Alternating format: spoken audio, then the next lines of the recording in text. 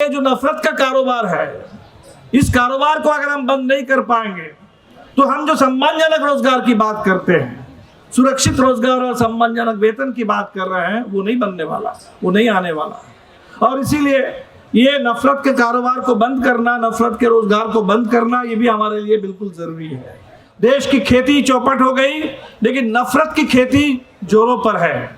कल कारखाने बंद हो गए हैं, लेकिन ये कत्ल करने के लिए, हिंसा के लिए एक नई इंडस्ट्री खोल दी गई है कि जिस तरह से बुलडोजर चल रहा है, पूरे केंद्रीकरण चल रहा है, तो पूरे देश में हर जगह ही भारतीय जनता पार्टी की सत्ता बन रही है।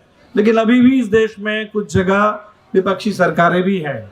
और हम देख रहे हैं कि रोजगार का सवाल नौजवानों के सामने जब आता है तो कहीं कहीं नौजवानों के सामने कोई दूसरी सरकार भी खड़ी है। तो ये लड़ाई बड़ी है, व्यापक है, और इसीलिए आपके सामने ये सवाल भी है कि इस लड़ाई को जब हम लड़ेंगे तो आंख मूंद करके नहीं लड़ सकते। आंख हमारे खुली हो, दिमाग खुला हो, खुले दिमाग खुली आंखों के साथ इस लड़ाई को हम लड़ेंगे।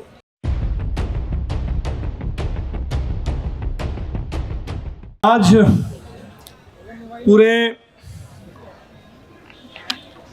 देश के नौजवानों के सामने जो सबसे ज्वलंत मुद्दा है, उस मुद्दे को लेकर आपने यहाँ युवा संसद बुलाई है। तो हम देख रहे हैं कि जो तमाम राज्यों से हमारे साथियों ने जो अपने अपने राज्य की स्थिति के बारे में यहाँ जानकारी दी, तो पूरे देश में इस समय सबसे बड़ा सवाल नौजवानों के सामने रोजगार का है। और ये अचानक नहीं हुआ, पिछले कई सालों से ये मुद्दा बना हुआ है। अगर हम याद करें तो आज से 5 साल पहले 2018 में भी, 19 के चुनाव से पहले बिल्कुल ऐसा ही माहौल बना हुआ था। उस समय भी देश के नौजवान रोजगार के सवाल पर सड़क पर थे। देश के किसान कर्जा मुक्ति के सवाल पर, जो उनकी फसल की कीमत है, उस मांग को लेकर के सड़क पर थे। ऐसे तमाम मुद्दों को लेकर के देश के लोग सड़क पर थे। लेकिन हमने देखा कि जो 19 का चुनाव हुआ, जो आपने चिन्हित किया कि मुद्दा मत भटकाओ, तो मुद्दा भटकाने का काम हुआ। एक पुलवामा कांड हुआ, और पुलवामा कांड होने के साथ साथ पूरे देश में माहौल बदल गया। तो माहौल बदलने का और मुद्दा भटकाने का एक बड़ा काम हुआ, और जिसका परिणाम हम सबके सामने है। 19 के चुनाव में क्या हुआ और 19 के बाद से लगातार क्या हो रहा है। तो आज भी हमें ये अच्छा लगा कि आपने इस संकट को भी चिन्हित किया, क्योंकि हमारे सामने तो रोजगार का मुद्दा है, बिल्कुल है। और ये जो रोजगार का मुद्दा है, ये कोई एक बहुत व्यापक मुद्दा है, लंबी लड़ाई है, बहुत बड़ा मुद्दा है।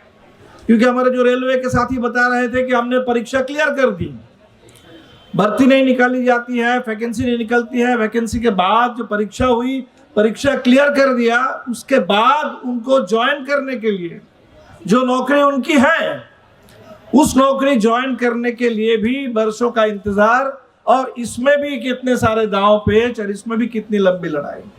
इसलिए रोजगार की जो लड़ाई है, ये तो जैसे हमारी क्रांति एक लंबी लड़ाई है, तो रोजगार की लड़ाई भी अब हिंदुस्तान में इतनी ही लंबी लड़ाई बन गई है। पूरे वर्षों तक, दशकों तक लड़ करके तब अगर रोजगार मिलेगा तो मिलेगा।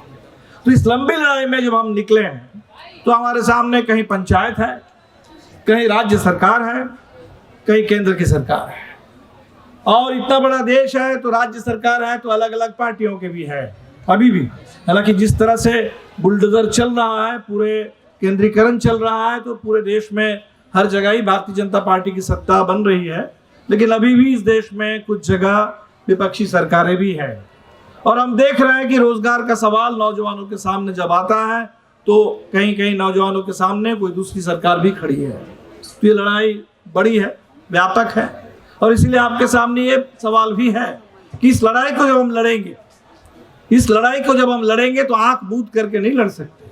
आंख हमारे खुली हो, दिमाग खुला हो, खुले दिमाग खुली आंखों के साथ इस लड़ाई को हम लड़ेंगे। क्योंकि हमारा जो रोजगार छीना जा रहा है, तो हमारा रोजगार छीना जा रहा है कोई वैकल्पिक एक रोजगार पैदा करके, और वो रोजगार क्या है? देश की खेती चौपट हो गई, लेकिन नफरत की खेती जोरों पर है। कल कारखाने बंद हो गए हैं, लेकिन ये कत्ल करने के लिए, हिंसा के लिए एक नई इंडस्ट्री खोल दी गई है। तो ये जो नौजवान जिनको यहाँ खेती में, पढ़ाई में, स्कूल में, अस्पतालों में, कल कारखानों में, दफ्तरों में रोजगार नहीं मिल रहा है, उनको इन लोगों ने वैकल्पिक रोजगार दे दिया कि तुम हाथ में बंदूक उठाओ और जा करके जुलूस में, रामनवमी के जुलूस में चलो और यहाँ जा करके नारे लगाओ, दंगा करो, और यही तुम्हारा रोजगार है। इसलिए जो नफरत का कारोबार है, इस कारोबार को अगर हम बंद नहीं कर पाएंगे तो हम जो सम्मानजनक रोजगार की बात करते हैं, सुरक्षित रोजगार और सम्मानजनक वेतन की बात कर रहे हैं, वो नहीं बनने वाला, वो नहीं आने वाला। और इसीलिए ये नफरत के कारोबार को बंद करना, नफरत के रोजगार को बंद करना, ये भी हमारे लिए बिल्कुल जरूरी है। और बिल्कुल जरूरी ये भी है कि मुद्दा भटकाने का मौका इनको ना मिले। तो इस बार बिल्कुल हम ऐसे ही एक मोड़ पर खड़े हैं। निश्चित तौर पर जो 19 में हमने झेला, देखा, तो इसी से हम लोगों को भी बात समझ में आती है। तो इस बार देश में लोग थोड़ा पहले से ज़्यादा सजग है, और इसीलिए ये जो नारा भी आपने दिया, ये नारा भी यहीं से निकला है कि मुद्दा मत भटकाओ। सारे लोग कह रहे हैं कि रोजगार पर अगर हमें लड़ना है तो निश्चित तौर पर जो भटकाने की कोशिश है, जो नफरत की खेती है, कारोबार है, इसके खिलाफ भी जम के लड़ना होगा। आप देख लीजिए कि क्या स्थिति बना दी गई। उत्तर प्रदेश में हम देख रहे थे कि बरेली में एक पुलिस के अधिकारी, एसपी, जो कानून के हिसाब से चलाना चाहते हैं, कानून का राज चलाना चाहते हैं, जब उन्होंने देखा कि किस तरह से वहाँ सांप्रदायिक माहौल पैदा करने की कोशिश हो रही है, किस तरह से पूरे गुंडागर्दी हो रही है, ये इस समय सावन के महीने में सारे कांवड़ यात्रा के नाम पर, तो उन्होंने वहाँ पुलिस ने अपना काम किया। और जब उन्होंने कुछ काम किया, उस पर काबू पाने की कोशिश की, तो उनको वहाँ से उनका तबादला हो गया। और दूसरी तरफ एक आरपीएफ का जवान, जिसके ऊपर जिम्मेदारी ये थी कि रेलवे यात्री की सुरक्षा उसकी गारंटी करे, रेलवे सुरक्षा बल है, और वो रेलवे सुरक्षा बल का जवान, वो आपने वीडियो देखा और आपने ये भी देखा कि इस खबर को किस तरह से दबा दिया गया या इस खबर को बदल दिया गया। सच्चाई तो ये है कि वो आरपीएफ का जवान, अब वो जो भी उसके कह रहे हैं कि कुछ बहस हुई थी, तो बहस भी हो सकता है कोई राजनीतिक बहस ही हुई हो, और उस बहस के बाद वो जाकर के जब अपने पूरे ऊपर के अधिकारी जो अफसर हैं, जो सब इंस्पेक्टर थे, उनको गोली से मारा। एक मीना जी थे शायद राजस्थान से, ये मारने वाला उत्तर प्रदेश का था, और 3 मुस्लिम जो वहाँ सफ़र कर रहे थे ट्रेन में, उनको भी मारा चुन चुन करके। क्योंकि जो लोग कह रहे हैं कि वैसे ही गोली चला दिया और 3 लोग मर गए, नहीं, ऐसा नहीं। अलग अलग कंपार्टमेंट में जा करके, कहीं B5 है, कहीं S6 है, कहीं पेंट्री कार है, वहाँ जा करके उसने मारा। और वो वीडियो साफ बता रहा है कि वो कह भी रहा है, वो ये कह भी रहा है मुसलमान लोगों के बारे में कि पाकिस्तान के से ऑपरेट होते हैं। ये मीडिया ने बताया, इस देश में अगर रहना है और वोट डालना है तो बस 2 ही आपके सामने है, मोदी और योगी। मोदी और योगी को वोट करना है। तो मोदी और योगी का नाम लेकर के रेलवे के एक पूरे ट्रेन में ये कत्लेआम किया जाता है। और इसके बारे में अब रिपोर्ट ये आ रही है कि ऐसे ही किसी को उसको छुट्टी नहीं मिली थी, तो बड़ा टेंशन में था और डिप्रेशन में था, तो कभी डिप्रेशन कभी टेंशन कुछ बोल करके कर दिया जाएगा। तो आप ये जो पूरे देश की स्थिति बनी हुई है, इस स्थिति में हम रोजगार के मुद्दे पर आंदोलन को तेज करना चाहते हैं। हमारे सामने मणिपुर की स्थिति है। बिल्कुल 3 महीने से वो प्रदेश जल रहा है, और 3 महीने से जब वो प्रदेश जल रहा है, जहाँ सैकड़ों की तादाद में लोग मरे हैं, सैकड़ों की तादाद में चर्च जला दिए गए हैं, हजारों के दसियों बीसियों हजार की तादाद में 60,000 से ज़्यादा लोग बेघर हैं, रिलीफ कैंप में हैं। और रिलीफ कैंप के भी बारे में जो रिपोर्ट अभी हमारे जो सांसद विपक्ष के इंडिया के सांसदों की जो टीम गई थी, उस टीम ने भी जो रिपोर्ट लाई है वहाँ से, तो उस रिपोर्ट में बिल्कुल साफ है कि इसमें भी कुछ ऐसे रिलीफ कैंप है जहाँ हो सकता है सरकार की ओर से कुछ मदद जा रही है। ज़्यादातर जो रिलीफ कैंप है खासकर कुकी समुदाय के लोग जिस रिलीफ कैंप में हैं, वहाँ कहीं से सरकार की तरफ से किसी तरह का कोई प्रबंधन नहीं है, किसी तरह की कोई मदद नहीं है। वो बिल्कुल समाज और लोगों के जन सहयोग के आधार पर चल रहा है। और इस सवाल को लेकर के ना तो संसद में कोई बहस करने के लिए तैयार है, ना सुप्रीम कोर्ट में। जब सुप्रीम कोर्ट ने पूछा कि भाई 6000 लोगों का जो FIR हुआ है, क्या आपने ये देखा कि कितने इसमें यौन हिंसा के केसेस हैं, कितने इसमें सांप्रदायिक नफरत है, सरकार ने कहा कि भाई हम आपको बाद में बताएंगे। तो सरकार को कोई फर्क नहीं पड़ता। एक ऐसी सरकार आ गई है जिसको इससे कोई फर्क नहीं पड़ता। सामने G20 है और G20 के बाद हो सकता है कि अभी थोड़ा बहुत भी अगर कुछ मामलों में आपको अगर लग रहा है सरकार कुछ संयमित है, वो सारा खत्म हो जाएगा। जैसे G20 खत्म होगा, दुनिया की नज़र हिंदुस्तान से जैसे ही थोड़ी देर के लिए हट जाएगी और आप देखेंगे कि चुनाव के लिए बिल्कुल वो नफरत का, दमन का नंगा नाच शुरू होने वाला है। और ऐसे दौर में मैं समझता हूँ कि निश्चित तौर पर नौजवानों के सामने बहुत कठिन लड़ाई है।